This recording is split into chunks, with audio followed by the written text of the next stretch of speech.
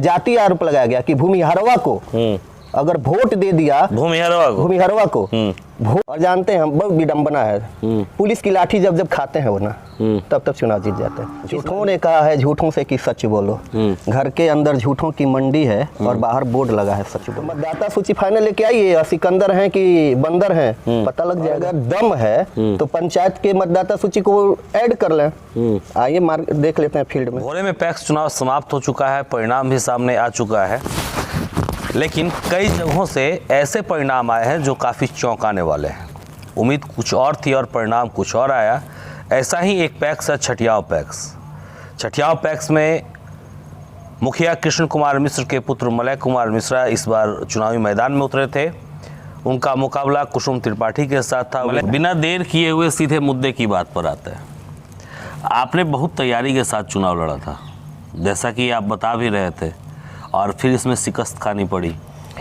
देखिए, बात यह है कि पैक्स का मतदाता और पंचायत का मतदाता कुछ अलग होता है। पैक्स में सेलेक्टेड मतदाता होते हैं और वही मतदाता अध्यक्षों के द्वारा जोड़ा जाता है जो उनके पक्ष में वोट करें। बाकी दूसरे लोग तो संघर्ष करके परिवर्तन कराते हैं। हमें याद है मलय जी कि पैक्स को लेकर लगातार आप संघर्षरत रहे। अनशन भी आपके द्वारा प्रखंड कार्यालय पर किया गया और लगातार आप लोग संघर्ष करते रहे। देखिए, डेमोक्रेसी में संघर्ष जरूरी है, और जो दूसरे चुनाव और पैक्स के चुनाव में अभी मैं आपको बताया कि अंतर है कि यहाँ पे सेलेक्टेड लोग हैं और जीतने और हारने के पीछे का कुछ कारण भी होता है। जो अध्यक्ष लोग होते हैं वो अपने हिसाब से वोटर लिस्ट बनाते हैं। अच्छा, कुछ ऐसे भी मतदाता सूची में नाम हैं जो, देखिए सबसे पहले मैं अपने यहाँ का बताता हूँ। मतदाता सूची का मेरा पहला और दूसरा मतदाता मृत है। अभी तक मतदाता सूची से इन लोगों का नाम नहीं हटाया गया है। यानी पहले पेज पे ही आपको 4-5 मतदाता मरे हुए आपको मिल जाए। कुछ ऐसे मतदाता हैं जो वोटर लिस्ट में एक जगह नहीं 3-3 जगह है। एक जगह नहीं 3-3 जगह। मैं उदाहरण दे रहा हूँ आपको। जैसे सोनम देवी हैं, दीपक तिवारी, उनके पति का नाम है। इनका अभी 37 नंबर क्रमांक पे है और 1743 नंबर क्रमांक पे है। 1743 और 37 नंबर, जरा आप देख लीजिए एक बार कैमरे पर भी हम आपको दिखाते हैं कि ये वोटर लिस्ट है। क्रमांक 37 पर सोनम देवी है, पति दीपक तिवारी, और उनका 1743 पर भी है। अभी 1743 क्रमांक मैं आपको खोल के दिखा देता हूँ। 1743 सोनम देवी दीपक तिवारी। 1743 पर देख लीजिए कि सोनम देवी और पति दीपक तिवारी ये भी हैं। वही इस तरह के तो कई सारी विसंगतियां। वही 1744 पे जो मंजू देवी हैं, वो भी डबलिंग में है। अच्छा, ये तो ठीक है, डबल है, ट्रिपल है, ये बात समझ में आ रही है। वोटिंग के दौरान क्या इनके दोनों मत पड़े थे? अब तो ये पुराना मेरा मत चेक करना पड़ेगा। मैंने आपको केवल उदाहरण के तौर पे दिया। और ये जो मतदाता सूची है ना, ये लोकतंत्र का पूरा मजाक है। मैं उस उदाहरण दे रहा हूँ। एक लड़की है इसमें, दिव्या तिवारी, ये मतदाता क्रमांक 1686 पे है। 1686 पे, पिता प्रमोद तिवारी। ये बच्ची मेरे स्कूल की स्टूडेंट है, 7वीं क्लास की। 7वीं कक्षा की छात्रा, 7वीं क्लास की बच्ची। एक ये है कृष्णा तिवारी, विजयकांत तिवारी, उन्हीं के परिवार के दोनों बच्चे हैं। ये बच्चा 8वीं क्लास का स्टूडेंट है, कोरिया हाई स्कूल का। एज ए प्रूफ आप जाके पता करिए। और ये बच्चा 1679 क्रमांक पे है, अभी 8वीं क्लास में पढ़ रहा है। तो मतदाता सूची अपने हिसाब से बनाया गया है। घर पे स्कैनर मशीन रखा हुआ है, आधार पे डेट चेंज करके वोटिंग हुआ है। 100-150 वोट तो ऐसे फर्जी पड़ा हुआ है। ठीक है, एक आरोप आप पर भी लगा है कि आप छद्म उम्मीदवार, डमी कैंडिडेट आप लोग, चाहे वो पंचायत चुनाव हो या फिर पैक्स का चुनाव हो, डमी कैंडिडेट उतारते हैं, जिसका नतीजा होता है कि वोट जो है बिखराव हो जाता है। यानी सामने वाले को लोकतंत्र पे विश्वास नहीं है। 2001 में चुनाव हुआ था, उनके पिताजी उम्मीदवार थे, 4थे नंबर के कैंडिडेट थे, तो उनको कौन डमी कैंडिडेट बना दिया था? वो खुद चुनाव लड़े थे, रिटायर्ड टीचर थे, 4थे नंबर के उम्मीदवार थे। तो जो 2 नंबर पे व्यक्ति था वो तो कह सकता था ना ये डमी थे। तो डमी उनको कौन बनाया था? लोकतंत्र का मजाक बना के रख दिए। जीत गए तो जो मन बोलते रहिएगा, और हार गए तो बोलिएगा कि वो डमी कैंडिडेट था। लोकतंत्र पे आस्था रखने वाले लोग नहीं हैं। और अभी कल या परसों में एक इंटरव्यू सुना था, शायद आप ही ने लिया था, जनसंख्या की बात हो रही थी। तो संख्या किसकी संख्या?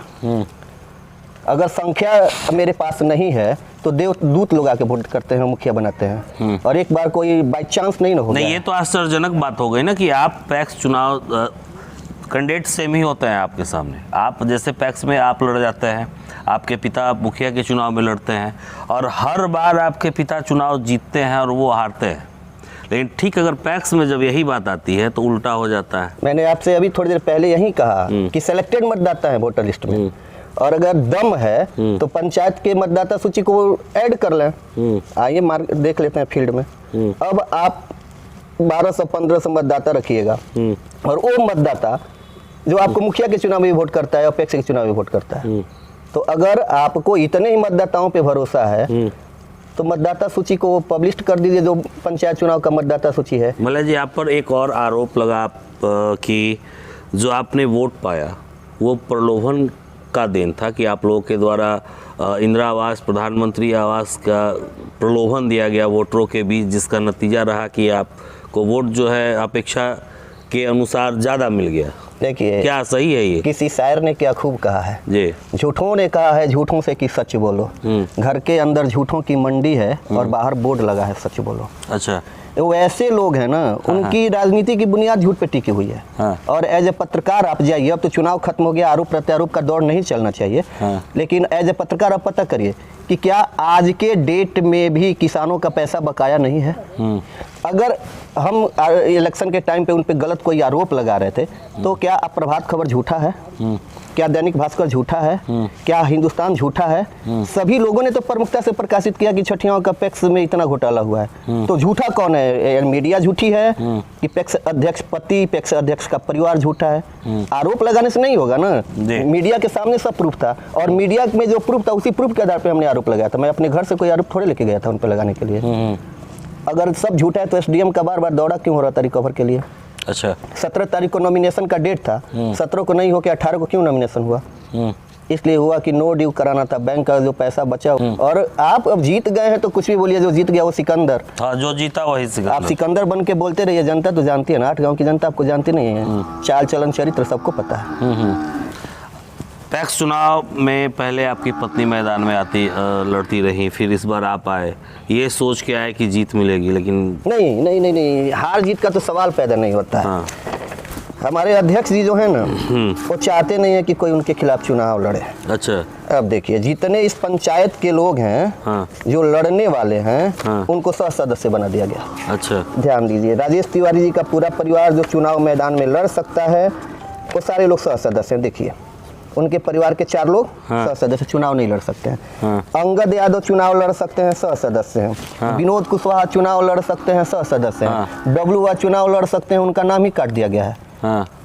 जितने लोग यहाँ पे लड़ने वाले हैं सबको सदस्य बना दिया गया। जो अपनी दावेदारी उम्मीदवारी पेश करेंगे उसका सदस्य। और दूसरी चीज, लोकतंत्र की विडंबना देखिए, ये मामला क्या बताएं, इस सरकार का क्या कर रही है, क्या सोच रही है। मेरी पत्नी पिछली बार 2 बार यहाँ पे रनर-अप रही है। हाँ, बिल्कुल। इस बार अयोग्य कर दिया गया उनको। अयोग्य। अब आप किसी को फील्ड में उतरने के लायक नहीं छोड़िएगा और कहिएगा कि हम सिकंदर हैं, तो मतदाता सूची फाइनल लेके आइए और सिकंदर हैं कि बंदर हैं पता लग जाएगा। तो 2 बार जो चुनाव लड़ा उसको अयोग्य क्यों किया गया? उसमें कारण बताया गया है कि हिस्सा पूंजी जमा नहीं। हिस्सा पूंजी जमा नहीं। अभी आपको दिखा रहे हैं, उन्होंने स्पष्ट इसमें लिखा है कि देखिए, हिस्सा पूंजी नहीं है जमा। अगर हिस्सा पूंजी नहीं, देखिए ये ऊपर दिखा रहा है, सदस्यता शुल्क एवं हिस्सा पूंजी जमा नहीं है। अब बताइए, जो व्यक्ति 2 बार चुनाव लड़ा और उसका आप कह रहे हैं कि हिस्सा पूंजी जमा नहीं है, यानी लोकतंत्र का मजाक बना रहे हैं ना, और कह रहे हैं कि हम जीतते हैं। देखिए, मेरी चाची है निभा मिश्रा, अयोग्य हैं। मेरी पत्नी 2 बार रनर-अप रही हैं, अब नाम इसमें ढूंढना पड़ेगा मुझे, रनर-अप रही हैं। आप पर एक और आरोप लगा था, आप पर, या कहें तो आपके परिवार पर तमाम परिभाषाएं दी गई। आप पर एक और आरोप था कि आप लोगों ने चुनाव जीतने के लिए जिन जिन हथकंडों को अपनाया उसे लोकतंत्र की भाषा में वो मान्य नहीं है, वो सब हथकंडा नहीं अपनाना चाहिए। वो कौन सा हथकंडा? सामने वाला बताए तो कौन सा?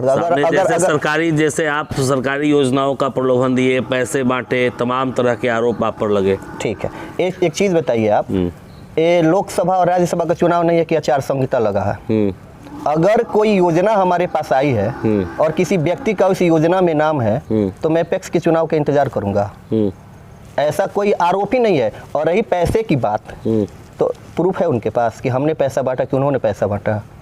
पैसा तो उनका प्रूफ है मेरे पास एक आध रिकॉर्डिंग है कि उन्होंने पैसा बांटा, इलेक्शन के दिन रोड पे खड़ा होकर पैसा बांटा। अच्छा, लास्ट चीज बता रहा हूँ, तो लोग मतदान केंद्र पे जा रहे थे, उस वक्त किसी के दरवाजे पे बैठ के 500 1,000 का नोट पक्ष में वोट करने के लिए दिया जा रहा था। अगर आप बोल रहे हैं बार बार कि मेरा सहकारिता परिवार है, तो उस परिवार के साथ दिया गया है।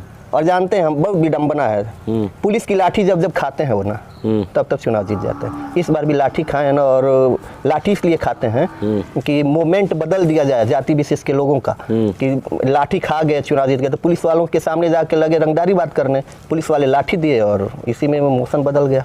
एक वीडियो आया सामने सोशल मीडिया पे, CPI-ML अपने ऑफिशियल पेज से उसको पोस्ट की थी। जितेंद्र पासवान आप ही के पंचायत के किसी के कोई गुप्ता परिवार था, उससे मिल रहे थे और उसमें कहा जा रहा था कि कुछ लोगों के द्वारा धमकी दी गई।